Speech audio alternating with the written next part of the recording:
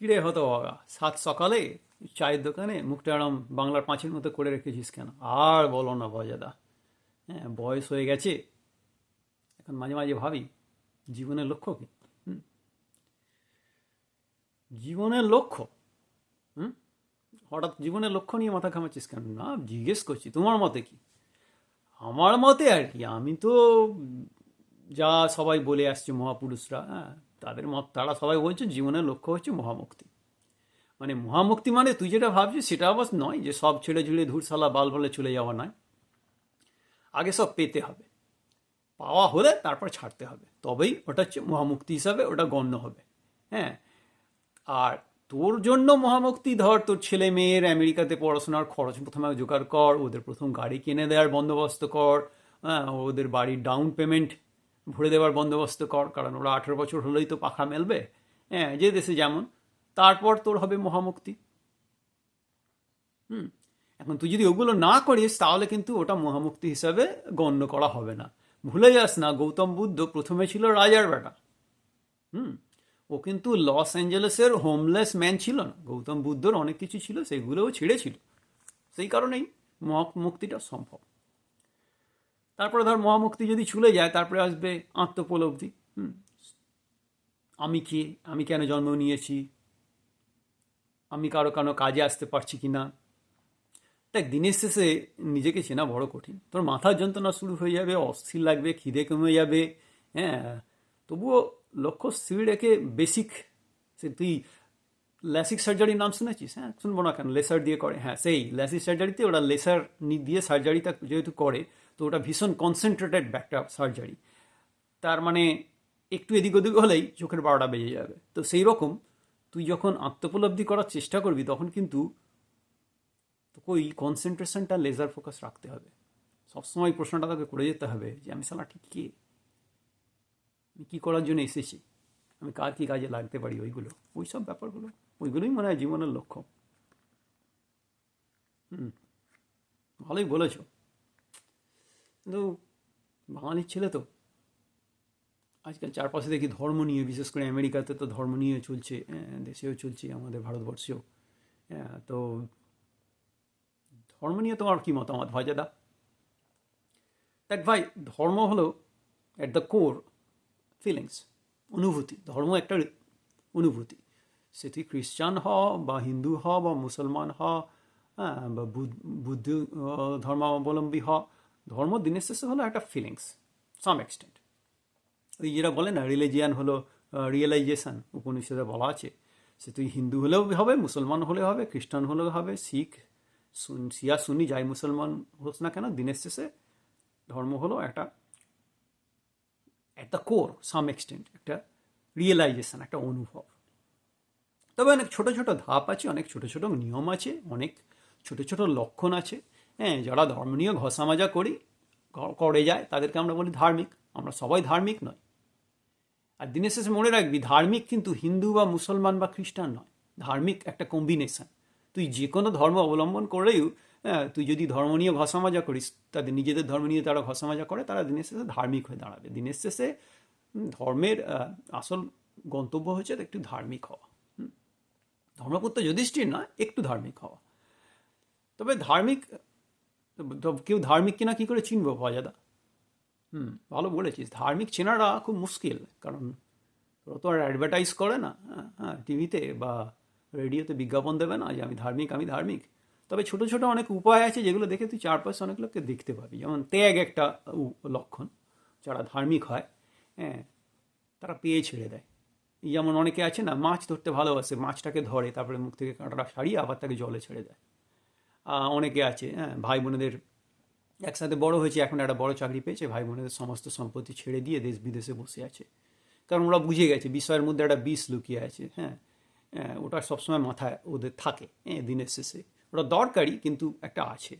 কারণ অর্থ, হ্যাঁ, দিনের শেষে দরকারি, কিন্তু সেটা কিন্তু অনেক কিছু অনর্থের বীজ শুরু করে দেয়। তাই ছেড়ে দেওয়াটা বা ত্যাগ, ছেড়ে দেওয়ার অভ্যেসটা ভীষণ জরুরি। তো যারা ধার্মিক তাদের মধ্যে একটা ছেড়ে দেওয়ার একটা অভ্যেস দেখবি, সেটা। আর একটা ধার্মিক চেনার উপায় হচ্ছে, হ্যাঁ, সেটা হচ্ছে সংযম। দেখবি ওদের একটা বড় লক্ষণ। তুই ধর হোলি চলছে, হোলির দিনে তো হলুদ রঙের মঠ, বেগুনি রঙের মঠ, সাদা রঙের মঠ, কত বিক্রি হয়। এখন তুই যদি বিচার করতে বসিস, সব মঠ তো ওই চিনির রস দিয়ে তৈরি। কিন্তু তুই যদি জানিস, দেখি যে সাদা মাঠে ক্ষতি কম, কারণ ওতে ওই সাদা ছাড়া কোনো চড়া রকমের রং নেই। তুই তো কেমিস্ট, তুই তো বুঝিস রং মানে ক্ষতিকর দিনের শেষে। তাই তুই যদি একটু সংযম করে সাদা মাঠ বাছিস, তাহলে তোর ক্ষতিটা কম হবে। তারপরে প্রথমে নিজের ক্ষতিটা কম করবি, তারপরে জেনে শুনে অন্যের ক্ষতি কম করবি। দিনের শেষে হিসেব করে দেখি, যারা ক্যারাটে সত্যিকারের জানে, তারা কিন্তু কথা কথা মারপিট করে না। হ্যাঁ, তো এই সংযম একটা বড় জিনিস। সংযম মানে ওটা শাস্তি নয়। সংযম মানে হচ্ছে আমি পারি কিন্তু করব না। আর কিছু দেখে বোঝা যাবে কি ধার্মিক? সত্য। সত্য একটা ধার্মিকদের চেনার বড় লক্ষণ। দেখ, চরম সত্য তো সবসময় সম্ভব নয়। হ্যাঁ, আমি যেটা বলি হোয়াইট লাইস ওকে। ধর পুলিশ, তুই আমেরিকার রাস্তায় জোরে গাড়ি চালাচ্ছিস, হ্যাঁ, তোকে পুলিশ ধরলো স্পিডিং করছিস, তোকে তো ফাইন দিতে হবে। তুই কি তখন বলবি যে আমি অফিসার, আমি সত্যি কথা বলবি যে আমি অফিসার, আমি জোরে গাড়ি চালাচ্ছিলাম, আসুন আমাকে ফাইন দিন? ওটা ওটা কখনোই নয়, আর হয়তো ওটা দরকারও নেই।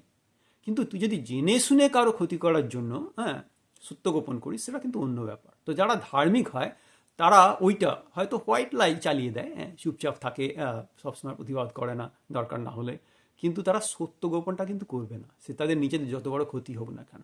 যে কারণে তারা অনেক সময় নিজের বাঁশ নিয়ে নেয়, হ্যাঁ, অনেক সময় চাকরি বাকরি চলে যায়, হ্যাঁ, পড়াশোনা করে বা গেলে কম্প্রোমাইজে বাঁচবে বলে খুব কষ্টে জীবন কাটায়, কিন্তু আর্থিক কষ্টে যে জীবন কাটায়, মনের কষ্টটা থাকে না। কিন্তু ওই একটা ব্যাপার, ওটা কিন্তু মাথায় রাখবি যে রিজনেবলি ধার্মিক, সেটা একটা মানে খুব, তুই যদি মানে ধার্মিক লোক চিনতে চাস যে রিজনেবলি অনেস্ট কিনা, কতটা সত্যের কাছাকাছি আছে, চ্যাংড়াপোনা নয়, সেটা দেখে কিন্তু বলতে পারবি তুই খানিকটা। আর একটা বড় জিনিস হচ্ছে ব্রহ্মচর্য। এখন ব্রহ্মচর্যের একটা ব্যাড রেপ আছে, সেটা তো এখন নয়, কিন্তু ব্রহ্মচর্য মানে তুই ভাবছি ওই সাদা বা গেরুয়া শাড়ি পরে, মানে গেরুয়া পরে আর কি, ধুতি পরে বা শাড়ি পরে, হ্যাঁ, সংসার মংসার ছেড়ে দিয়ে চলে গেছে, তারপরে আবার ফিরে এসে পলিটিক্স করছে, ওই রকমের নয়। হ্যাঁ, মানে ধর তুই রিটায়ারমেন্টে অনেক অনেক টাকা পেলি, দিয়ে একখানা হুডখানা গাড়ি কিনে বুড়ো বয়সে বেসবল ক্যাপ পরে লোক হাসাতে পারিস।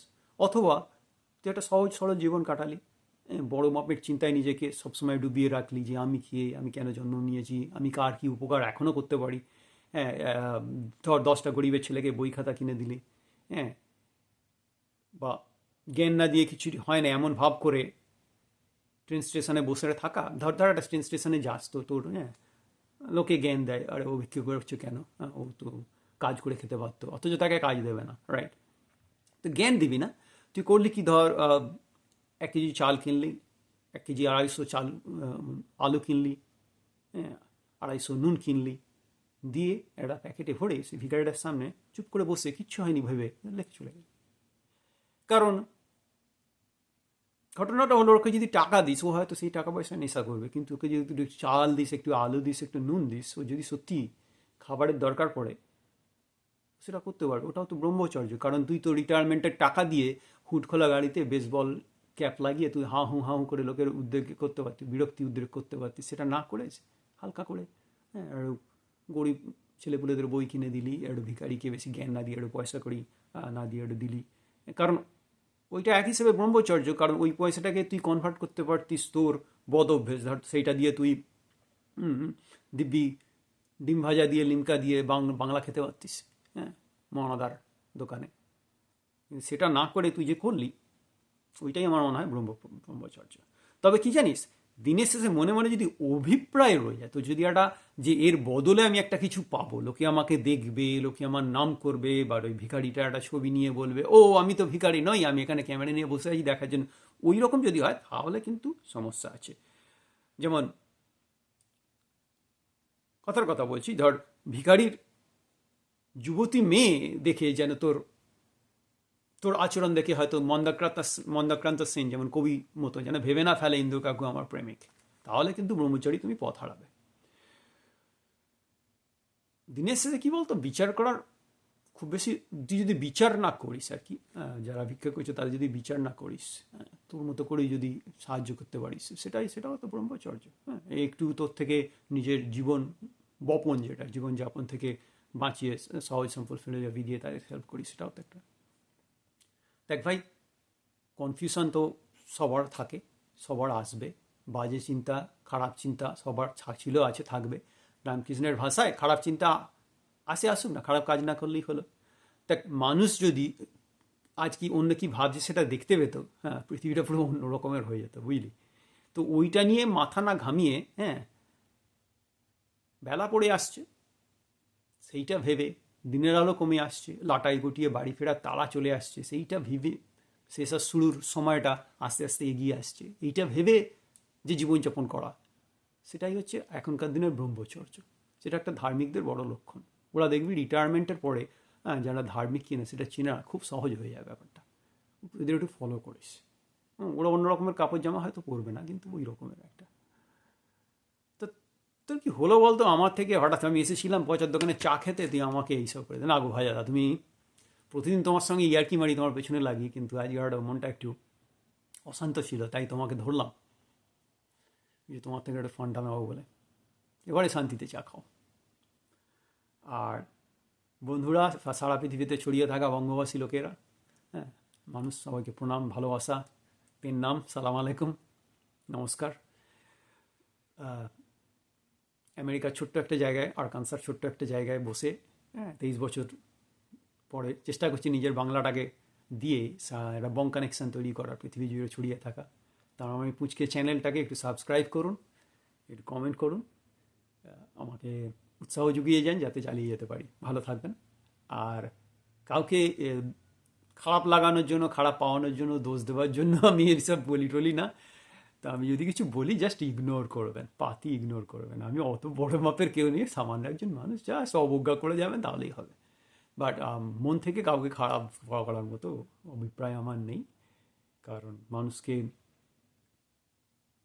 সুখী করাটা, ভগবান বলুন, আল্লাহ বলুন, যীশুখ্রিস্ট বলুন, ওদের কাজ, ভগবান ভদ্রলোকেদের কাজ।